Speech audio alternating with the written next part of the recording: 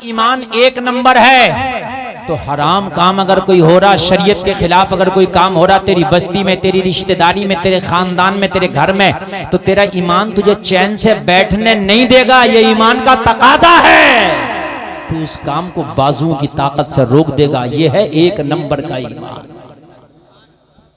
समझ रहे हैं? बाजुओं की ताकत। और ये जो कह देते हैं हमें क्या जरूरत है, वो अपना ईमान टटोलें कि उनके अंदर ईमान है या नहीं है। हमें क्या जरूरत है। दूसरे नंबर का ईमान यह है कि अगर कोई हराम काम हो रहा है शरीयत के खिलाफ तो जबान से उसकी मुखालफत करे।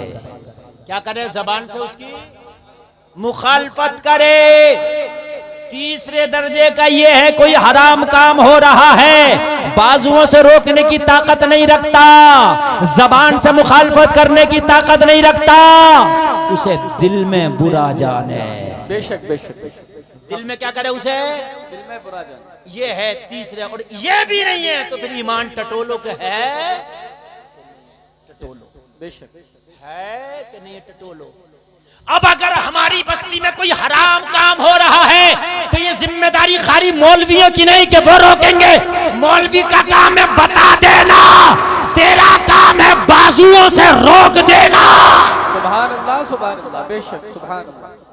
अगर तुम अपने रोकने पे आ गए तो हर बस्ती से हराम काम रुक जाएगा इंशाअल्लाह। रुक जाएगा कि नहीं रुक जाएगा? किसी के घर में डीजे बज रहा है, डांस पार्टी हो रही है शादी में, आप मना करो, अगर वो फिर भी ना माने तो कह दो तेरी बारात में शामिल नहीं होंगे, तेरी दावत में नहीं जाएंगे। मैं ये समझता हूँ शादी रिवाज धीरे धीरे अगर तुमने ये धमकियां देना शुरू कर दी खत्म हो जाए। और बाज आदमी की इतनी पावर है कि अकेला चाहे तो रोक दे। जिस घर में शादी हो रही है उस घर में अगर डीजा बज रहा है, डांस हो रहा है, अगर उस घर का कोई दामाद है, उसकी इतनी पावर है, ये कहते खबरदार जो ये डीजा और डांस पार्टी हुई, मैं दामाद हूँ, दामाद आऊंगा नहीं, शामिल नहीं हूँगा। इस दामाद की अकेले की इतनी पावर है कि साले की औकात नहीं कि जो डीजा कर ले, डांस पार्टी कर। बेशक। मगर नहीं दिखाते तुम पावर। तुम कहते हो हमें क्या जरूरत है। तो मौला इमाम हुसैन को क्या जरूरत पड़ी थी कि मदीना से करबला गए? मुझे बताओ क्या जरूरत थी? कहते मियां मुझे क्या जरूरत है, जो कर रहा है यजीद करने दो। लेकिन नहीं, ईमान का ये तकाजा है, अगर शरीयत के खिलाफ काम है तो करबला भी जाया जाएगा, बद्र भी जाया जाएगा, उहद भी जाया जाएगा। सुभान अल्लाह सुभान अल्लाह। बेशक बहुत अच्छा। हुजूर ख्वाजा अजमेर को क्या जरूरत थी? संजर में बैठे थे, कहते हुजूर से हुजूर मुझे ना भेजो हिंदुस्तान में, वहां में जाके क्या करूंगा, टेंशन में पड़ जाऊंगा, यहाँ संजर में रहने दो। लेकिन आए और कहा कि यहाँ से भागो। कहा नहीं, मैं यहाँ भागने भगाने नहीं आया, मैं तो नबी के गुलामों को बसाने आया। सुभान अल्लाह। बेशक।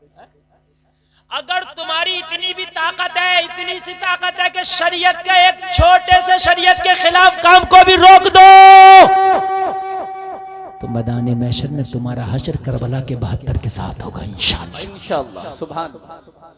शरीयत के खिलाफ अगर कोई छोटा सा भी काम है ना, छोटा सा भी, उसे रोक।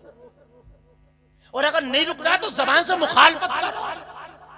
हजरत इब्राहिम खलीलुल्लाह को जब आतिश नमरूद में डाला गया तो मेंढकी अपने मुंह में पानी लेकर फेंक रही थी, उसके फेंकने से आग बुझती नहीं, मगर अपनी कोशिश करके अपना नाम लिखा रही थी कि ये नबियों का ही वफादार है।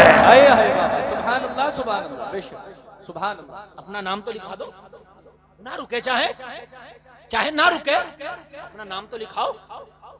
हम कभी कभी देखते हैं ना, अगर हक के लिए आवाज उठा दे तो कभी कभी गरीब अकेला रह जाता है वो आवाज उठाने वाला। जी।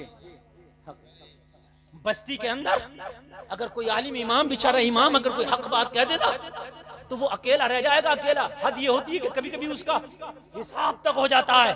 तू आज इमाम का तो हिसाब कर रहा, लेकिन सुन ले, एक दिन वो भी होगा कि मैदान महशर होगा, हिसाब तेरा होगा। जी। वो हिसाब मेरे भाई, मरने के बाद कितनी भी शरीयत फॉलो करो, ताला लगा दिया गया तेरे नाम आया माल में। मरने से पहले जो फॉलो करेगा वो लिखा जाएगा। बेशक सुभान अल्लाह। जलसे में आने वालों में बताता हूँ ईमान वालों की शान क्या है, नबी के गुलामों की शान क्या। आओ, एक अल्लाह वाला है, महबूब खुदा है, अल्लाह वाला है, महबूब खुदा है, नाम है बायजीद बुस्तामी। एक अल्लाह का वली है, नाम सुना होगा, बायजीद बुस्तामी। टॉप क्लास के बुजुर्गों की लिस्ट बनाओगे तो बायजीद बुस्तामी को आपको लाना पड़ेगा। अल्लाह वाला टॉप क्लास के बुजुर्गों की आप नहीं बना सकते उनके बगैर लिस्ट। टॉप क्लास के बुजुर्ग।